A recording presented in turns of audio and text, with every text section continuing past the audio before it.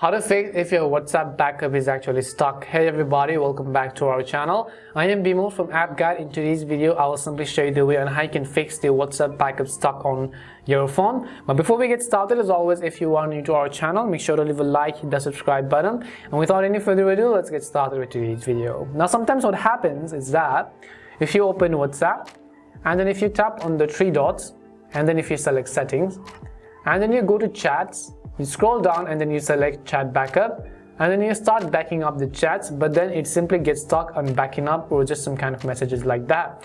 The reason your chats get stuck on backup is because your size is actually quite large. So you can see the size over here as well. If your backup size is anything above 1 GB or 500 MB, it is going to take a while to upload them to your Google Drive. Now the issue over here also is that whenever you backup, I would recommend, if you do not really need the videos, so you can see on your backup you have turned on a section called include videos. If you turn it off, it is going to save much of the data and much of the spaces on your Google Drive as well, and it is also going to back up relatively quicker. So if you don't need the photos sent on WhatsApp, if you don't need the videos sent on WhatsApp, you can simply turn those toggles off and then you can start backing up just like that. However, if it's now stuck, what I would recommend you to do is, let's say it got stuck somewhere just right over here, so simply turn off your internet connection and then turn it off again.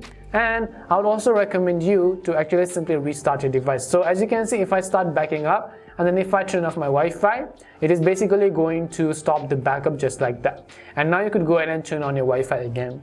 And this is how you can actually fix if WhatsApp is stuck on the backup option. We hope the video was really helpful. If it did help you, make sure to leave a like and subscribe to the channel. If you have any more questions, queries or doubts, simply also make sure to leave them down below. Thank you very much for watching and see you soon in our next video.